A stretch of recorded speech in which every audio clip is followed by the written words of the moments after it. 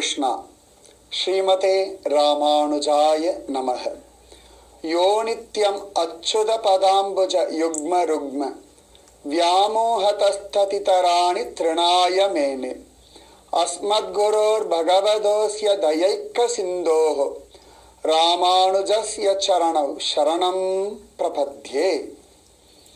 யதிராஜர் பல பேரால் அவரை புரிஞ்சுக்க முடியறதில்லை. சில பேர் அழகா அவரை புரிஞ்சின்றார்கள். உலகத்துல புரிஞ்சுக்கிறதுக்கு ரொம்ப கஷ்டமானவர்கள் யார் அப்படின்னா சத்குரு தான். பல சந்தர்ப்பங்கள்ல கணவன் மனைவியே புரிஞ்சுக்க முடியறதில்லை, குழந்தைகளை புரிஞ்சுக்க முடியறதில்லை, அப்பா அம்மாவை புரிஞ்சுக்க முடியறதில்லை. ஏன்னா எல்லாருமே அவரவர்கள் ஒரு சுய உலகத்துல அவரவர்கள் கற்பனையில ஒரு வாழ்க்கையை வாழ்ந்துட்டு இருக்கோம்.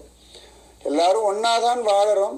ஆனா ஆசைகள், தேவைகள், எதிர்பார்ப்புகள், ஏமாற்றங்கள் எல்லாமே விதவிதமா இருக்கு.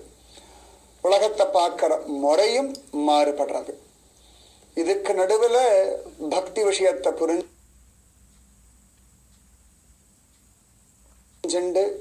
அவ்வளவு அழகா அதை சொல்லி கொடுக்கிறார்கள்னா ஆச்சாரிய புருஷர்கள் எவ்வளவு வசதி இல்லையா?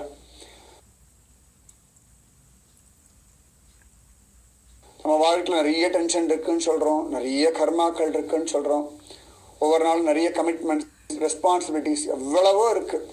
இதில் நாம் ஓடிண்டே இருக்கோம். இப்படி ஓடின்னு இருக்கிற நமக்கு அனுபவம் கொடுத்து ஆனந்தத்தை கொடுத்து பகவானிடத்துல நம்பிக்கையை கொடுக்கறதுன்ற ரொம்ப பெரிய காரியம்.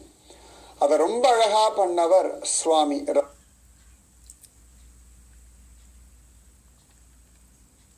ராமானுஜர். அதனாலதான் அவர் வாழ்க்கையில நடந்த இந்த திருக்கோளூர் பெண் பிள்ளை சம்பவம் 900 வருஷங்கள் கழிச்சு நாம கேட்கும் பொழுது கூட நமக்கு அப்படி ஒரு மாற்றத்தை, தாக்கத்தை உண்டு பண்றது. பெண் பிள்ளை ஒவ்வொரு வாக்கியமுமே அழகாக முத்தெடுக்கிறா. ஒவ்வொரு சம்பவத்தினுடைய ஆழத்துல போய் அந்த சம்பவத்தினுடைய சாரம் என்னன்னு கிரகிச்செண்டு இந்த சிப்பிக்குள்ளேந்து முத்த எடுக்கணும். நாமெல்லாம் கிளிஞ்சல்கள் தான் பொறுக்கின்னு இருக்கோம். கடற்கரை ஓரத்துல விளையாடிட்டு கிளிஞ்சலை பொறுக்கிண்டு சந்தோஷப்படுறோம். புராண இதிகாசங்கள்ல நமக்கு விஷயங்களை தெரிஞ்சுக்கிறோமே ஒழிய சாரத்தை கிரகிக்கிறது கிடையாது. ஆனா திருக்கோளூர் பெண் பிள்ளையோ ஜோரா அழகா முத்து எடுக்கிற, மூழ்கி மூழ்கி முத்தெடுத்து அந்த முத்தெல்லாம் கோத்து அப்படியே ராமானுஜரிடத்துல ஜம்முன்னு கொடுக்கிறாள். அழகா அடுத்த வாக்கியம் சொல்றாள் இந்த பெண் பிள்ளை. 70வது வாக்கியம். மொத்தம் 81 வாக்கியங்கள், இன்னும் 11 வாக்கியங்கள் தான் பாக்கி இருக்கு. இந்த வாக்கியத்தை விட்டுட்டு 70வது வாக்கியம் சொல்றா, சுற்றி கிடந்தேனோ திருமாலையாண்டானை போலே. சுற்றி கிடந்தேனோ திருமாலையாண்டானை போலே. இந்த 70லேருந்து அழகா ஜோரா இந்த வாக்கியங்கள் நீ கவனிச்சு பார்த்தேன்னு வச்சுக்கோங்களேன். ஆச்சரியமாக ஒவ்வொரு வாக்கியமுமே 60லேருந்து 70 வரைக்கும் பார்த்தோம்னா நிறைய ராமானுஜர் சம்பந்தப்பட்ட விஷயங்களாத்தான் இருக்கு. அவன் வேண்டாம் என்றேனோ ஆழ்வானை போலே, அத்வைதம் வென்றேனோ எம்பெருமானாரை போலே, அருளாழம் கண்டேனோ நல்லானை போலே.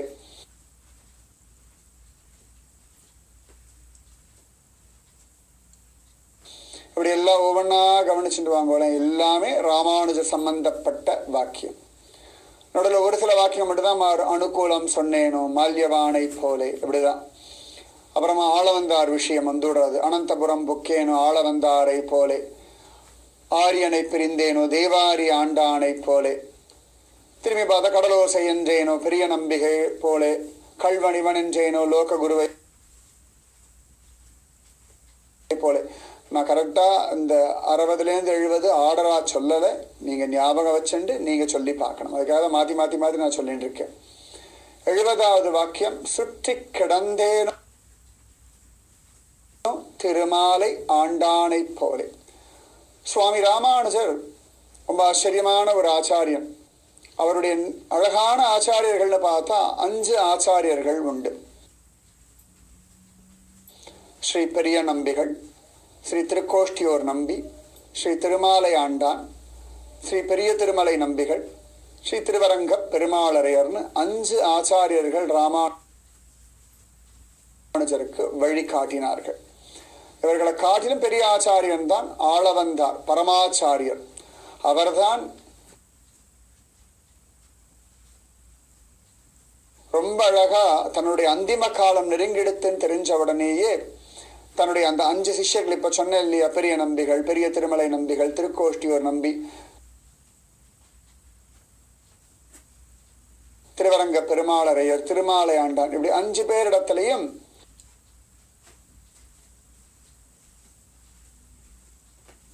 அஞ்சு விதமான சம்பிரதாய தனத்தை கொடுத்து இது அழகா சுவாமி ராமானுஜரிடத்துல சேர்ப்பிக்கணும்னு சொல்லிட்டு போனாராம். அதுக்கு பெரியவா வியாக்கியானம் பண்றா. ஒரு ராஜா தன்னுடைய இளவரசன் சிறுபிள்ளையா இருக்கும் பொழுது மரணம் அடைகிறான் அப்படின்னா தன்னுடைய சொத்தெல்லாம் பத்திரமா வச்சுட்டு ரொம்ப வேண்டப்பட்ட ஒரு 5 பேரிடத்துல சொல்லி தன்னுடையதான அந்த பிள்ளை பெருசான பிறகு அவனுக்கு இத தனம் இருக்கிற முறையை சொல்லி கொடுங்கோ, இருக்கிற இடத்த சொல்லி கொடுங்க சொல்லி கொடுக்கிற மாதிரி ஆளவந்தார் ஸ்ரீ வைஷ்ணவ சித்தாந்த சம்பிரதாய ரகசியங்களை இந்த 5 பேரிடத்துல கொடுத்து இத ராமானுஜரிடத்துல சேர்ப்பிக்க சொன்னார். அதனால பெரியவா எல்லாருமே ராமானுஜரையே ஏரி அப்படின்னு சொல்லுவா. என்னடான்னா 5 மதகுகள் வழியா இல்லாட்டி அழகா 5 அருவிகள் வழியா இந்த ஜலம் ராமானுஜன்ற ஒரு ஏரியில சேர்ந்தது அப்படின்னு சொல்லுவா. அந்த ராமானுஜனை காத்ததுனாலே தான் அழகா ஏரி காத்த பெருமாள்னு சொல்லி மதுராந்தகம் ராமரை சொல்றதுன்னு ஒரு வியாக்கியானம் பெரியவா சொல்லுவார்கள். அவ்வளவு அழகா இந்த 5 ஆச்சாரியர்கள், அதுலதான் பெரிய நம்பிகள் விஷயம் நம்ம அனுபவிச்சோம் ஆச்சரியமா. இன்னும் திருக்கோஷ்டி நம்பி விஷயம் இருக்கு, திருவரங்க பெருமாளரே ஒவ்வொரு ஆச்சாரம் உண்டு. இந்த வாக்கியம் திருமாலை ஆண்டான் அப்படின்ற அழகான ஒரு ஆச்சாரிய பத்திய ஒரு விஷயம். மாலாக்காரர் அப்படின்னு இவரை சொல்லுவார்கள். ரொம்ப ஆச்சரியமான ஒரு ஆச்சாரியன். எப்பொழுதுமே சுவாமி நம்மாழ்வாருடைய திருவாய்மொழிய நன்னா ரசிச்சு அனுபவிச்சு அத ஜோரா வியாக்கியானம் பண்ணக்கூடிய ஒரு ஆச்சாரியன். திருவாய்மொழி சுவாமி நம்மாழ்வார் சொன்ன சாம வேத சாரம். வேதத்தை அப்படியே சாம வேதத்தை தமிழ்படுத்தி கொடுத்து இருக்கார் சுவாமி நம்மாழ்வார். அதுல முதல் பாசுரம் தான் உயர்வர உயர்நலம் உடையவன் எவனவன் மயர் வர மதிநலம் மருணினன் எவனவன் அயர்வரு அமரர்கள் அதிபதி எவனவன் துயரரு சுடரடி தொழுதியழு என் மனனே. என் மனசே, நீ துயரங்களை நினைச்சு அழாதே, துயரங்களை நினைச்சு நொந்து போகாதே, துயரங்களை நினைச்சு துவண்டு போகாதே.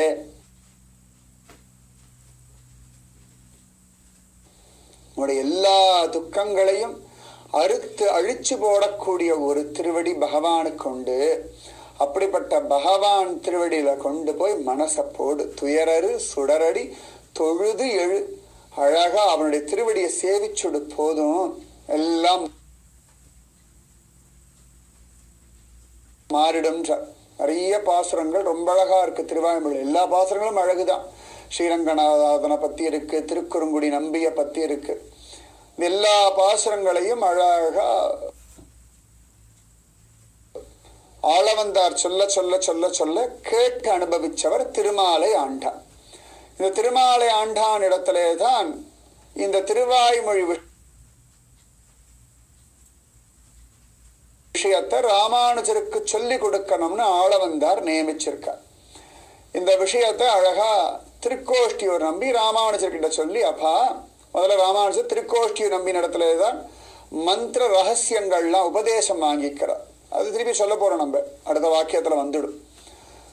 அப்போ அழகாக அந்த உபதேசங்கள்லாம் பண்ண பிறகு திருக்கோஷ்டியூர் நம்பி ஒரு தடவை சுவாமி ராமானுஜர் அழிச்சுண்டு வந்து திருமாலை ஆண்டானுக்கு அறிமுகப்படுத்தி வச்சு, அப்பா நம்ம ஆளவந்தார் உம்மிடத்துல சொன்னார் இல்லையா திருவாய்மொழி ரகசியங்கள் எல்லாம், அந்த திருவாய்மொழி ரகசியங்கள் எல்லாத்தையும் இந்த ராமானுஜருக்கு அழகா சொல்லி கொடும் அப்படின்னுட்டார். அவரும் சரி அப்படின்னாச்சு. அழகா ஒவ்வொரு நாளா ராமானுஜருக்கு திருவாய்மொழி பாசுரங்களை சொல்லி வியாக்கியானம். அதனாலதான் இன்னைக்குமே திருவாய்மொழியை மட்டும் ஒரு ஆச்சாரியன் மூலமா காலக்ஷேபம் கேட்கணும்னு வச்சிருக்க. ஆனா இது மேலெழுந்த வாரியா நம்ம பாசுரம் படிச்சுடலாம், அர்த்தம் புக்ல போட்டிருப்பா சின்னதா. ஆனா அதுக்குள்ள ஒளிஞ்சிருக்கிற ஐதீகங்கள், அதுக்குள்ள ஒளிஞ்சிருக்கக்கூடிய ரகசியங்கள், இதெல்லாம் ஒரு ஆச்சாரியன் மாதிரி நமக்கு வேற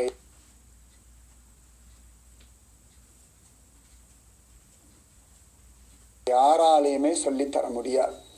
இன்னைக்கெல்லாம் வேதத்துக்கு புஸ்தகம் வந்தாச்சு. ஏன் கூகுளில் போட்டால் எல்லாத்துக்கும் என்ன வேணாலும் கிடைக்கும்.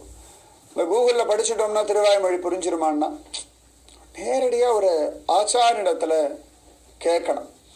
நேரடியாக ஒரு குரு இருந்தால் தான் வச்சுக்கோங்களேன், உங்களுக்கு அந்த விஷயத்தினுடைய அழகான பலன் உள்ளபடி கிடைக்கும். இல்லை அதெல்லாம் வேண்டாம், இன்னைக்கு யாரும் சரியில்லைன்னு சொல்லிட்டு நான் யோகா கற்றுக்க போகிறேன் அப்படின்னு டிவியில் யோகா கற்றுக் கொடுக்குறா, டிவியில் யோகா கற்றுக் கொடுக்குறான்னு பார்த்துட்டு பண்ணோம்னா சரியாக வருமா இல்லையான்னு பண்ணவாளுக்கு தெரியும். ஏண்டான்னா காலை அப்படி தூக்கும்போது மூச்சை வெளில விடணுமா உள்ளே இழுக்கணுமான்னு தெரியாது. காலை தூக்கின்ற பிறகு யோசிச்சு பிரயோஜனம் கிடையாது. அதுக்கப்புறம் விட்டு திருப்பி ஒவ்வொரு வாட்டியுமா மறந்து போயிடும். அதே ஒரு குரு, யோகா குரு இருக்காருன்னு வச்சுக்கோங்களேன், பக்கத்தில் இருந்து காலடி மேலே தூக்கு, எவ்வளோ முடியறதோ பொறுமையாக தூக்கு, ரொம்ப ஸ்ட்ரெயினாக இருக்குன்னா விட்டுடு, அவ்வளோதான். மூச்சை சாதாரணமாக அதுக்கு 2 நிமிஷம் ஹோல்டு பண்ண முடிஞ்சா பண்ணிட்டு 1 நிமிஷம் இப்படி கூட இருந்து நம்மளுடைய உடம்பு கெப்பாசிட்டி, நம்ம பண்ணக்கூடிய பயம், மனசு எல்லாத்தையும் பார்த்து ப்ராக்டிக்கலாக சொல்லக்கூடிய குரு இருந்தால் தான். இது யோகாவாக இருக்கட்டும், சைக்கிள் கற்றுக்கிறதா இருக்கட்டும், எந்த ஒரு விஷயமா இருந்தாலும் நேரடியாக ஒரு குரு மூலமாக கற்றுக்கும் பொழுது அதுலேருந்து கிடைக்கக்கூடிய அறிவு அதிகம்தான். 8 சுரைக்காய் கறிக்கு உதவாது. 10,000 புக்கை படிக்கலாம், விஷயங்களை கேதர் பண்ணலாம். பிராக்டிக்கலா அதை அப்ளை பண்றதுக்கு வரணும்னா ஒரு குரு இருந்தால்தான் சரியாக வரும். ஏபிசிடி சொல்லி கொடுக்கறதுக்கு ஒரு ஸ்கூல் அவசியமா? யோசனை பண்ணி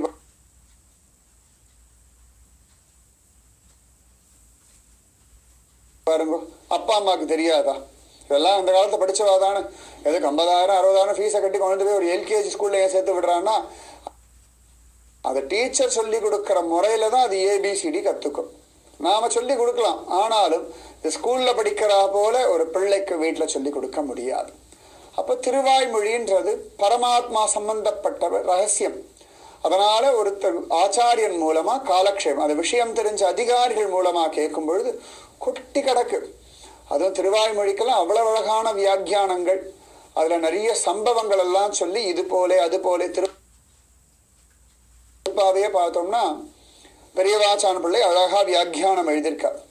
சில வியாக்கியானங்கள்லாம் அந்த விஷயம் தெரிஞ்ச அதிகாரிகள் சொன்னாதான் நமக்கு புரியும். அப்படி வார்த்தைகள் வேணா புரிஞ்சுக்கலாம்,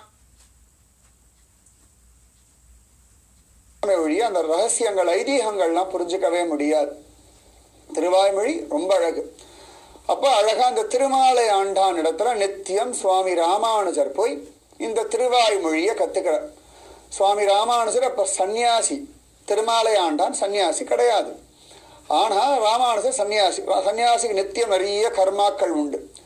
எல்லா கர்மாவும் பண்ணிட்டு நித்தியம் பெருமாளை போய் சேவிச்சுட்டு அவர் பண்ண வேண்டிய திருவாராதனமும் பண்ணிட்டு பக்தர்கள் யாரெல்லாம் வராளோ அவர்களுக்கெல்லாம் அட்வைஸ் எல்லாம் பண்ணிட்டு, இதுக்கு நடுவில் பெருமாள் கோவிலில் கைங்கரியத்துக்கு என்னென்ன உண்டோ, பகவானுக்கு தளிகை ஒழுங்கா எடுக்கிறாளா, சமையல் நன்னா பண்றாளா, அடுத்த உற்சவம் என்ன வருது எல்லாத்தையும் கவனிச்சுட்டு, இதுக்கு நடுவில் வேத விஷயங்களை எல்லாம் ஆராய்ச்சி பண்ணி அதற்கு வேண்டிய வியாக்கியானங்கள் எழுதிண்டு இவ்வளவும் பண்ணோம். இதுக்கு நடுவில் அவர்கள் சாப்பிட்றதுக்கு பிக்ஷை எடுக்க வேற வீதியில இறங்கி போகணும். பெரிய மடத்தை நிர்வாகம் பண்ணணும், கோவிலை நிர்வாகம் பண்ணணும், வேதம் தெரியாதவர்களுக்கு அது வேதத்துடைய ரகசியத்தை புரிய வைக்கணும், ஜனங்களை அவரவர்கள் தர்மங்கள்ல நிலைநிறுத்த வைக்கணும். பெரிய காரியம். கோவில் நிர்வாகம்ன்றது சாதாரண விஷயம் இல்லை. அது ஒரு பெரிய கார்பரேட் லெவலை விட பெருசு. இப்ப நம்ம திருமலா திருப்பதி தேவஸ்தானத்தினுடைய பார்க்கணுமே, எத்தனை விஷயங்கள். நீங்க ஒரு தடவை போனாம ரெண்டாவது தடவை திருப்பதி போகும்போது இருக்காது, மாறிண்டே இருக்கும் சிஸ்டம். ஏன்னா ஜனங்கள் வந்துட்டே இருக்கா, அத்தனை ஃப்ளோயிங் பாப்புலேஷன். அப்ப அதுக்கேற்ற மாதிரி எல்லாம் பண்ணிண்டே இருக்கணும். 365 நாளும் பிஸியா இருக்கிற ஒரு கோவில்ல ஏதானு புதுசா இம்ப்ளிமெண்ட் பண்ணிட்டே தானே இருக்கணும். அப்பதானே இந்த கூட்டம்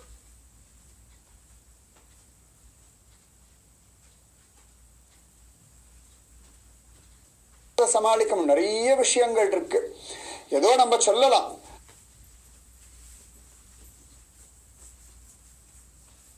நம்ம வீட்டில் இருக்கிற 4 பேர் நம்ம பண்ணக்கூடிய மாசாந்திர செலவு, அதுக்கே ஒன்னப்படி என்னப்படின்னு 1008 விஷயங்கள், 1008 யோசனைகள்னா ஒரு பெரிய நிர்வாகம்ன்றது ரொம்பவே பெரிய காரியம். அதுவும் ராமானுஜர் இத்தனை கோவில் நிர்வாகம் எல்லாம் பார்த்துண்டு நித்தியம் திருமாலை ஆண்டான் இடத்துல வந்து இந்த திருவாய்மொழி வியாக்கியானம் கேட்கிறார். இதுக்கு இதை சொல்றேன்னா, எல்லாம் ஆசை இருக்கு, நேரமே இல்லைன்னு ஒரு பொய் சொல்றோம் பார்த்தாலா, அந்த பொய்க்கு தான் இவ்வளவு விஷயங்களை சொல்லிட்டு இருக்கேன். நமக்கு நேரம் இருக்கு, மனம் இருந்தால் மார்க்கம் உண்டு. டிவி பார்க்கறது இல்லையா? எந்த விஷயத்துக்கு எவ்வளவு தூரம் முக்கியத்துவம் கொடுக்கும் நம்மிடத்திலே தான் இருக்கு. நிறைய நேரங்கள் நேரம் இல்லைன்னு சொன்னா ஒரு நாள்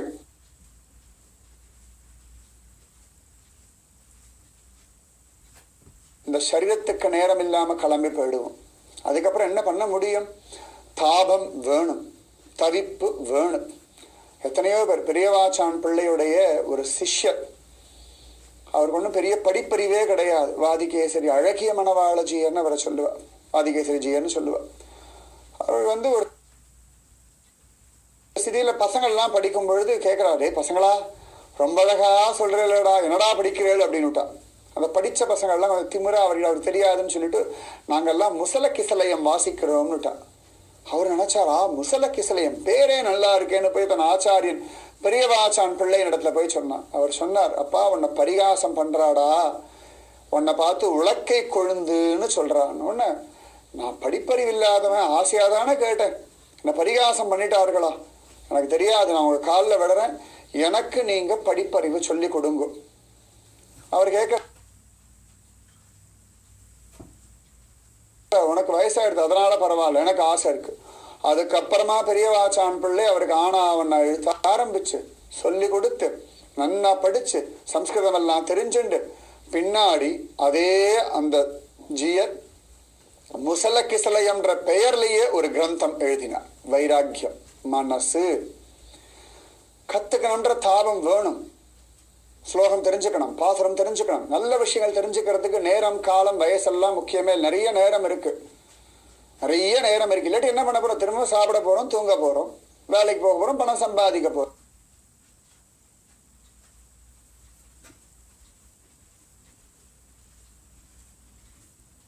இவ்வளவுதான் வாழ்க்கையா?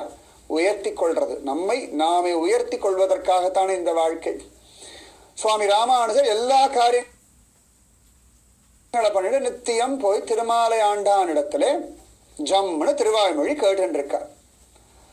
ஆனா பல இடங்கள்ல திருமாலை ஆண்டான்னு சொல்லும்போது, இல்லையே இந்த இடத்துல இந்த அர்த்தம் சரியா வரலையே,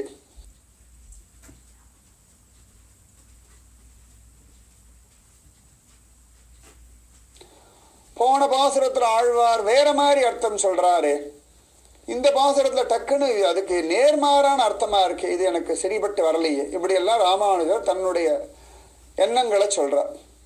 இது கோபம் வந்துடுத்து திருமாலை ஆண்டான்ற அந்த ஆச்சாரியனுக்கு. அப்பா நாங்கெல்லாம் நேரடியா ஆளவந்தார் இடத்துல படிச்சவா, எங்க ஆளவந்தார் என்ன சொல்லியிருக்காரோ அதுதான் நான் சொல்லிட்டு இருக்கேன். நீ உனக்கு தோன்றா மாதிரி எல்லாம் அர்த்தம் நீ சொல்லிட்டு இருக்கா. இது விஸ்வாமித்திர சிருஷ்டி, விஸ்வாமித்திர சிருஷ்டின்னு ஒண்ணு உண்டு. என்னடா அப்படின்னா, இந்த திரிசங்கு லோகம்னு ஒண்ணு விஸ்வாமித்திர சிருஷ்டிச்சார் பாருங்க. நிறைய விஷயங்கள் ரெண்டு கட்டான சிருஷ்டிச்சார் பாருங்க. அந்த மாதிரி தனக்கு தோன்றபடி அர்த்தம் பண்ணா அதுக்கு பேர் விஸ்வாமித்திர சிருஷ்டின்னு பெயர். இது விஸ்வாமித்திர சிருஷ்டி. இனிமேல் உனக்கு நான் திருவாய்மொழி பாடம் எடுக்க மாட்டேன்னு சொல்லிட்டார். ராமானுஜர் பார்த்தார், என்ன சொல்றதுன்னு தெரியல. ஆச்சார இடத்துல மறுத்து பேச முடியல. இந்த விஷயம் தெரிஞ்சது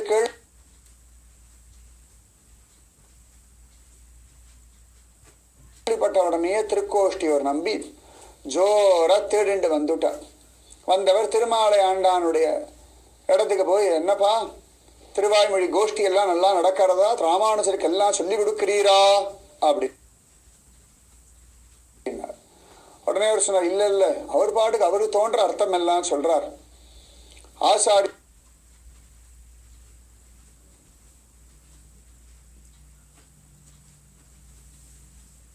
சொன்ன அர்த்தத்தை எல்லாம் மீறி ஒரு அர்த்தம் சொல்லிட்டு இருக்கார் அப்படின்னு உடனே திருக்கோஷ்டியோர் நம்பி கேட்கிறார், சரி என்ன பாசுரத்துக்கு என்ன அர்த்தம் சொல்றார்.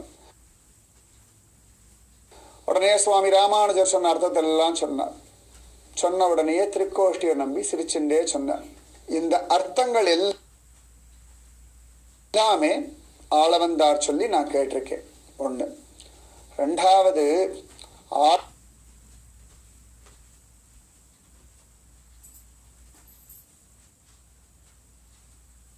ஆளவந்தார் சொல்லாத ஒரு அர்த்தம், ஆளவந்தார் ஹிருதயத்திலே தோணாத ஒரு அர்த்தம் சுவாமி ராமானுஜர் நெஞ்சில ஸ்புரிக்காது. சாந்தீபனி ரிஷியின் இடத்துல கிருஷ்ணன் வேத பாடம் எல்லாம் படிச்சான். பகவான் கிருஷ்ணனுக்கு வேத பாடம் படிக்கணும்னு அவசியம் கிடையாது. லோக மரியாதைக்காக அழகா குருகுலவாசம்னு கண்ணன் இருந்தான். அந்த மாதிரி சாந்தீபனி பக்கல்ல கிருஷ்ணன் எல்லாம் தெரிஞ்சும் ஒன்றும் தெரியாதவன் போலே படிச்சான் அல்லவா. அந்த மாதிரிதான் ராமானுஜர் எல்லாம் தெரிஞ்சாலும் உம்மிடத்துல கத்துக்கிறார். அவருக்கு சொல்லி கொடுக்கிறது உமக்கு பாக்கியம். இந்த வாய்ப்பை நழுவ விட்டுடாதீர், நன்னா சொல்லி கொடுங்கோன்னுட்டாராம். கேட்ட உடனே திருமாலை ஆண்டான் பார்த்தார். ஓ அப்படியா, இவர் ஒரு அவதார விசேஷமும். ஆமா, அவர் ஸ்வயமாதிசேஷ அவதாரம், லோகத்தை உத்தாரணம் பண்றதுக்காக வந்திருக்கிற மகாத்மா அப்படின்னு சொன்ன உடனேயே அவர் யார் தெரியுமா? நம்ம ஆளவந்தார் பூஜை பண்ணிட்டு இருந்தார் தெரியுமா, பவிஷ்யதாச்சாரிய விக்கிரகம். இன்னைக்கும் அந்த பவிஷ்யதாச்சாரிய விக்கிரகம் திருக்கோஷ்டியூர்ல இருக்கு. அழகா திருக்கோஷ்டியை நம்பி சொல்றார், அந்த பவிஷ்யதாச்சாரியன் யாருன்னா இந்த ராமானுஜர் தான். அதனால அவருக்கு சொல்லிக் கொடுக்கிற பாக்கியம் உமக்கு ஆசையா சொல்லிக் கொடுமிட்டார். அதுக்கப்புறமா தொடர்ந்து பாடம் நடக்கிறது. அவ திருமாலை ஆண்டான் பார்த்தா இவர் என்ன அர்த்தம் சொன்னாலும் ஜோரா கேட்டுப்பார். சமயத்துல ராமானுஜர் பிஸியா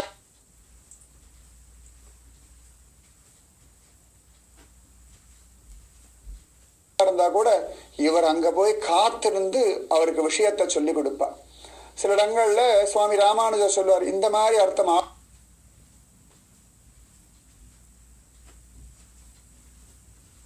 ஆளவந்தார் சொல்லியிருக்க மாட்டாரே அப்படின்னு உடனே திருமாலை ஆண்டன் ஆச்சரியமா பார்க்கிறார். நாங்கெல்லாம் நேரடியா அவரை பார்த்து பேசி பழகிருக்கோம், நீர் எப்படி இப்படி சொல்றீர்னு உடனே ராமானுஜர் கையை கூப்பிண்டு சொன்னார், அடியேன் ஆளவந்தாருக்கு ஏகலவ்யனன்றோ, நான் ஏகலைவன் போல.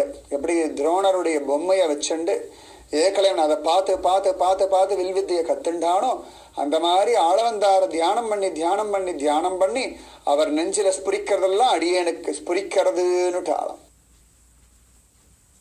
உடனே திருமாலை ஆண்டன், ஆஹா, ஆளவந்தாரிடத்துல நாம கேட்க முடியாத விஷயங்கள் எல்லாம் கூட இவரிடத்துல கேட்கிற பாக்கியம் கிடைச்சதேன்னு சொல்லி அவர் சுத்தி சுத்தி வந்தார். அந்த குட்டி போட்ட பூனை மாதிரி சுத்தாதேன்னு சொல்லுவோம் தெரியுமா, அது அங்கேயே சுத்தி கிடக்குமா. அந்த மாதிரி எப்படாப்பா ராமானுஜருக்கு நேரம் கிடைக்கும், எப்படாப்பா அவருக்கு திருவாய்மொழியை சொல்லலாம், எப்படாப்பா ராமானுஜர் ஏதாவது திருவாய்மொழிக்கு அர்த்தம்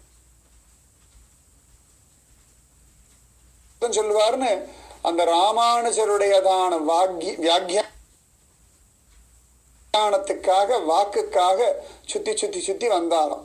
அதைத்தான் இந்த பெண் பிள்ளை சொல்றா. சுற்றி கிடந்தேனோ திருமாலை ஆண்டானை போலே. இவ்வளவு அழகா ராமானுஜருடைய அவதார விசேஷத்தை புரிஞ்சுண்டு ராமானுஜரிடத்துல இருந்து திருவாய்மொழி கேட்கணும்னு ஆசையோட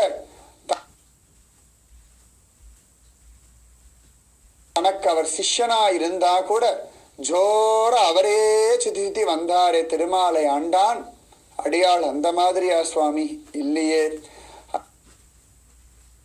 அடியாள் மொசல் புழுக்க வரப்புல கடந்தா என்ன, வயல்ல கடந்தா என்ன. இத ராமானுஜ இடத்துல சொல்றா. இந்த விஷயத்துக்கு நேர அதிகாரியே ராமானுஜர் தான். திருமாலை ஆண்டான் இடத்துல இத்தனையும் கேட்டவரும் அவர்தான், இத்தனையும் புரிஞ்சின்றவரும் அவர்தான், அவரிடத்துல பேசினவரும் அவர்தான். அந்த ராமானுஜர் இடத்துல அவள் சொல்ல ராமானுஜருடைய கையை கூப்பிட்டார். ஏன்னா தன்னுடைய ஆச்சாரியன் திருமாலை ஆண்டான பத்தி சொல்றார். அது நிஜமாவே அவர் அவ்வளவு அழகா திருவாய்மொழிய ஒரு ஸ்திதிக்கு அப்புறமா கடகடகடன் ராமானுஜருக்கு நேரம் எப்ப, சந்தர்ப்பம் எப்ப, அவருக்கு எப்ப சௌகரியம், உற்சவமா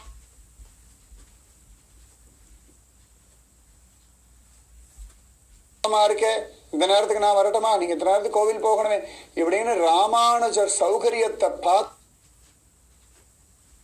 பார்த்து பார்த்து திருவாய்மொழி சொல்லியிருக்கார். அதை கேட்டு கேட்டு ராமானுஜர் தலைச்சிருக்கார். இப்பேற்பட்ட ஆச்சாரியன் எனக்காக எவ்வளவு ஜோரா தன்னுடைய எல்லா விஷயங்களையும் மாத்திட்டு எனக்கு கிருப பண்றாருன்னு உருகி உருகி கத்துண்டாராம் சுவாமி ராமானுஜர். அப்படிப்பட்ட ராமானுஜரிடத்துல இந்த பெண் பிள்ளை சொல்றா, சுற்றி கிடந்தேனும் திருமாலை ஆண்டானை போலே.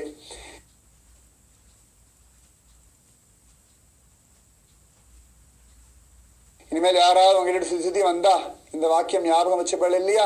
இனிமேல் குட்டி போட்ட பூனை சுத்தினா கூட இந்த வாக்கியம் ஞாபகம் இருக்கும் இல்லையா? திருவாய்மொழி சப்தம் கேட்டாலே இந்த வாக்கியம் ஞாபகம் இருக்கும் இல்லையா? 70 வாக்கியங்கள் ஆயிடுத்து. இன்னும் 11 வாக்கியங்கள் தான். அடுத்த வாக்கியம் நாளைக்கு சொல்றேன். ராதே கிருஷ்ணா. ஸ்ரீமதே ராமானுஜாய நமக.